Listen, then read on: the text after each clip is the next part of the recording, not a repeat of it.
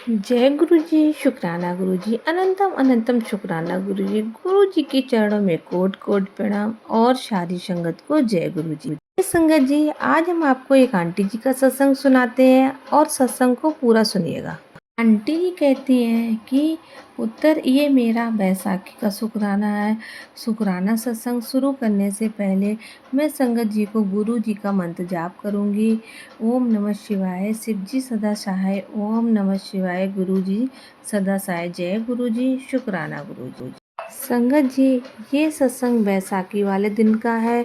होता क्या है, बैसाखी वाले दिन गुरु जी का मैसेज आता है कि पुत्र, आज मैं तुझे बड़े मंदिर में बुलाऊंगा।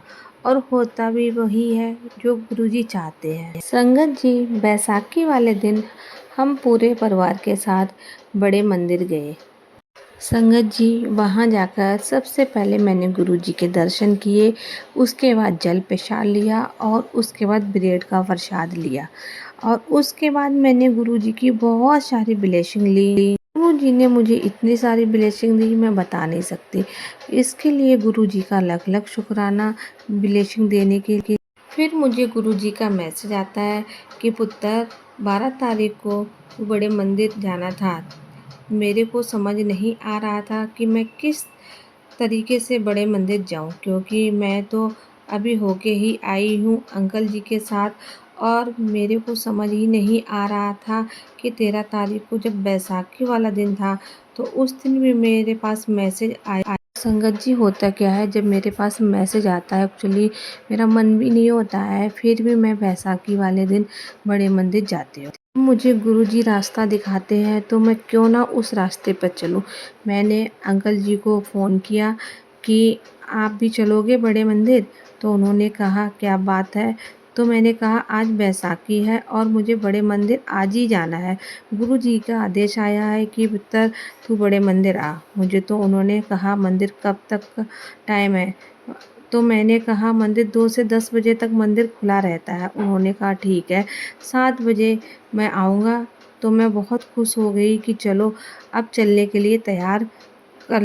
तभी संगत जी, मौसम ख़राब होता है और बारिश होनी शुरू हो जाती है। मैं इस बीच में चिंता में डूब जाती हूँ कि अंकल जी आएंगे कि नहीं आएंगे और वो मुझे लेके जाएंगे। आज मैं मंदिर जा पाऊँगी कि नहीं जा पाऊँगी। फिर संगत जी, होता क्या है, शाम का टाइम होता है, अभी 6 ही बजे थे। इतने में मौसम साफ़ हो जाता है और हम बच्चों को लेकर बड़े मंदिर जाते हैं। अंकल जी बड़े मंदिर में पहुंचते हैं। गुरु जी को हम दोनों को ही बुलाना था, इसलिए हम दोनों लोग मंदिर पहुंच जाते हैं। कि जब हम रास्ते में जाते हैं तो मुझे 77 नंबर की कार दिखी, जो गुरुजी की कार दिखी थी। और मैं बहुत खुश हो रही थी कि मेरी खुशी का ठिकाना नहीं था कि मुझे आज गुरुजी की गाड़ी दिख रही है। जी, मेरे गाड़ी के आगे एक ऑटो चल रहा था, उस पर भी लिखा था जय गुरुजी, शुक्राना गुरुजी। तो मेरी खुशी का और भी ठिकाना नहीं रहा कि देखना गुरुजी हमें क्या क्या चमत्कार दिखा रहे हैं। फिर संगत जी, हम जैसे ही बड़े मंदिर पहुँचे, वहाँ की सजावट देखकर मेरी आंखें फटी की फटी रह गई। इतना सुंदर मंदिर सजा हुआ था, वहाँ पर इतनी सारी गुलाब की खुशबू आ रही थी कि मेरा मन ही नहीं हो रहा था कि मैं यहाँ से घर जाऊँ। ये मंदिर जब भी कोई इंसान जाता है तो वहाँ पहुँचकर बाहर की सारी चीज़ें भूल जाता है। तो गुरुजी को भी देखना था और मेरे साथ भी यही हुआ। मैं उस सजावट को देख रही थी। जैसे ही गुरुजी के दरबार में पहुंची तो बस गुरुजी के आगे किसको देखना, तो मैं गुरुजी को देखती रही। इतने प्यारे, इतने सुंदर गुरुजी, ओहो इतने सुंदर गुरुजी, इतनी प्यारी उनकी आंखें और उनका चेहरा मुस्कुरा रहा था। एक्चुअली जो बच्चा होता है ना, बच्चे के चेहरे पे जो मुस्कुराहट होती है, वैसे गुरुजी के चेहरे पे मुस्कुराहट दिख रही थी। मेरी आंखें गुरुजी के सामने ऐसी टिकी थी कि हटाने का मन ही नहीं कर रहा था। गुरुजी की मुस्कुराहट देखकर हर कोई बंदा उनका दीवाना हो जाता है, किसी और को नहीं देख सकता। तो जब हम गुरुजी को देखने के बाद जब हम बाहर निकले तो हमें कॉफ़ी का प्रसाद मिला। कॉफ़ी के प्रसाद लेने के बाद संगत जी, हमें लंगर का प्रसाद मिला।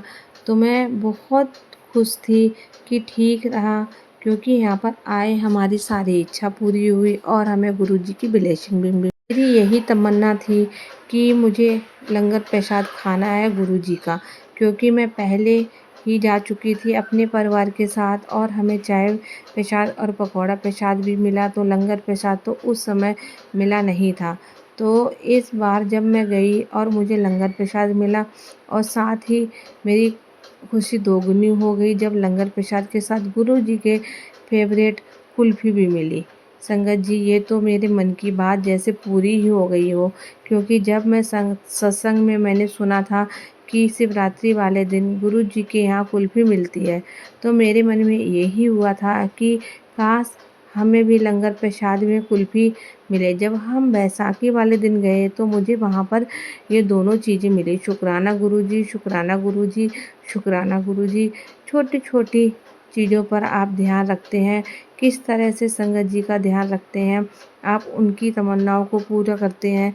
जय गुरुजी, शुक्राना गुरुजी। गुरुजी हमारे साथ हमेशा रहते हैं, हमें खुशी का पैगाम देते हैं, क्योंकि गुरुजी हमारे साथ है। संगत जी, मैं आप सबसे यही निवेदन करती हूँ कि गुरुजी के पूर्ण रूप में विश्वास रखिए, क्योंकि गुरुजी हमारे अंग संग हैं, वो हमारी सारी इच्छा को जानते हैं। कई बार होता क्या है संगत जी, जब हम सत्संग सुनते हैं तो बहुत लोगों के दुखों को सुनकर हम भी दुखी हो जाते हैं और हम भी गुरुजी से यही अरदास करते हैं कि गुरुजी आप उन सब की अरदास को पूरा करो, उनकी तो उनके लिए अच्छा हो। और गुरुजी वैसे भी कहते हैं, जो सत्संग सुनता है उसका भला होता है, जो नहीं सुनता है उसका भी भला होता है। तो संगत जी, आप सत्संग को पूरा सुना करें, तभी आपको अपने सवालों का जवाब मिलेगा। तो ये था आंटी जी का सत्संग। इसी के साथ हम सत्संग को विराम देते हैं और गुरु जी का मंत्र जाप करते हैं। ओम नमः शिवाय, शिव जी सदा सहाय। ओम नमः शिवाय, गुरु जी सदा सहाय है।